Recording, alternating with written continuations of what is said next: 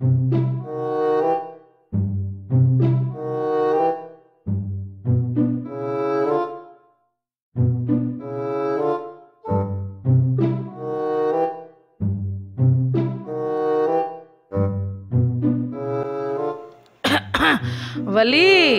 ও ললিত, বলি বকেন্দ্র গন্ধ আসতেছে যেন।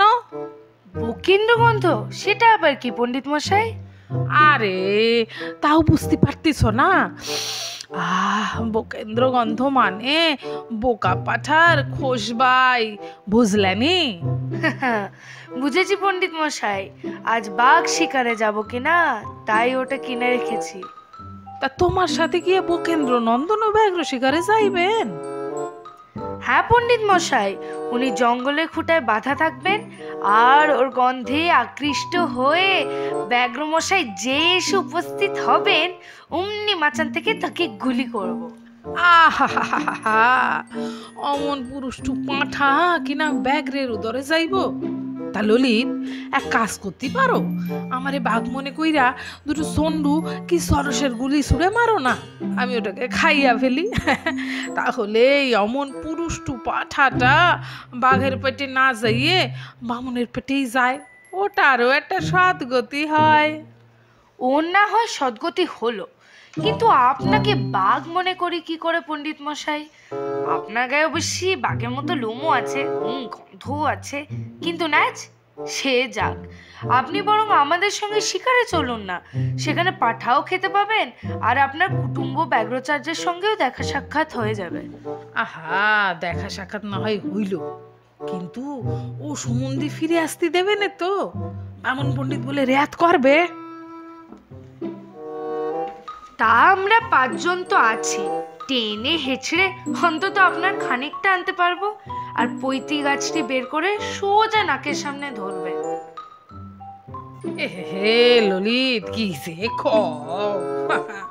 আচ্ছা ললিত, বাঘের কাছে কি পাঠার মাংসের সাথে মানুষের মাংস অধিক সুস্বাদু?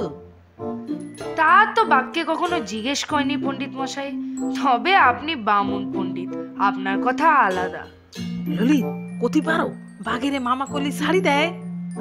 পণ্ডিত মশাই, বাবা বললে ছাড়ে না, থাম মামা। জঙ্গলের দৃশ্য, সকলে মিলে পণ্ডিত মশাইকে ধরে বেঁধে টেনে নিয়ে মাচানে তুলেছে। রাত্রি গভীর হয়ে আসছে, দূর থেকে নানা প্রকার বন্যজন্তুর ডাক শোনা যাচ্ছে। একটু দূরেই বাঘের গর্জন শোনা গেল। ললিত, ও ললিত, বাঘ আসবার দেরি কত? তা তো বলতে পারি না পণ্ডিত মশাই, বাঘ তো আর আমায় টাইম দেয়নি। বলি ললিত, মাথায় গামছা গাড়ু আছে? গামছা গাড়ু কেন পণ্ডিত মশাই, হাত মুখ ধোবেন। তা আর বুঝতে পারতিস না? আমার পেটের মধ্যে কেমন যেন আসড় পাসড় করতেছে, বাঘটাকে আমার পেটেই এসে সান্ধাইলো। ডাক তো অনেকক্ষণ থেকেই শুনতে পাচ্ছি, এইবার বাঘ এলো বলে। ললিত, ওটা কি ডাকি উঠলো? ওর ডাক তো সুশ্রাব্য নয়। উনি তো আর কীর্তন গাইতে আসছেন না পণ্ডিত মশাই, যে ওর গলাটা সুশ্রাব্য হবে। ললিত, এই উৎকট গন্ধটা আসতেছে কোনখান থাইক্কা? ইস ইস ইস, পাঠার গায়ের খোশবাইটায় যে নষ্ট কইরা দিল। চুপ করুন পণ্ডিত মশাই, এবার বাঘ কাছে এসেছে, ওটা বাঘের গায়েরই গন্ধ। কি যে কও ললিত, ব্যাঘ্রের দেহে কখনো অমন বদ গন্ধ হতে পারে? ব্যাঘ্রের যে একটি ভদ্র জানোয়ার বলেই জানি, মা জগদাম্বার কি নাক নাই? সে বেটি বদ গন্ধ জানোয়ারের পিঠে চড়ি ঘুরে বেড়ায়। তুমি তোমার টর্চ লাইটটা দিয়া দেখো দেখি, নিশ্চয়ই কোনো কাবুলিওয়ালা পাঠা চুরি করতে আসতেছে, ও কাবুলিওয়ালার গায়ের গন্ধ। আরো যদি ব্যাঘ্রই হয় তবে কাবুলি বাঘ, ও গন্ধ বাংলাদেশের জানোয়ারের গায়ে হয় না। এ তো ভালো বিপদ হলো দেখছি পণ্ডিত মশাই, এবার যদি চুপ না করেন তবে কাপড় দিয়ে আপনার। অতি নিকটে মাচানের কাছে 2-3টে বাঘের ডাক শোনা গেল। ললিত, ললিত, আমারে বাইদ্যা পেলো আমারে, আমারে মা বসুমতী টানতিছে, আমি অত্যধিক মাধ্যাকর্ষণ শক্তি অনুভব করতে আসি। বছরে একটি বাঘ ভীষণ শব্দ করে ছাগলের উপর লাফিয়ে পড়ল। ছাগলটি আর্তনাদ করে উঠল।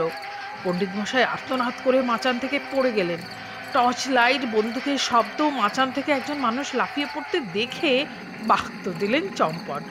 সকলে তাড়াতাড়ি মাচান থেকে নেমে এসে দেখলে পণ্ডিত মশাই পাঠার গলা জড়িয়ে ধরে অজ্ঞান হয়ে পড়ে আছেন। অনেক কষ্টে পণ্ডিত মশাইয়ের জ্ঞান ফিরে এলো। ললিত, ললিত, বাঘ চলিয়ে গেল? বাঘে আমারে খাইয়া ফেলাইনি তো? আরে পাইছি, পাইছি, শ্রীমান বকেন্দ্র নন্দনের পাইছি। বাঘে তো নিয়ে যেতে পারে নাই। দেখলে ললিত, আমার ভয়ে বাঘ তো বাঘ, কাবুলি বাঘও সুইটটা পলাইল। এখন কও দেখি পাঠা টাকার।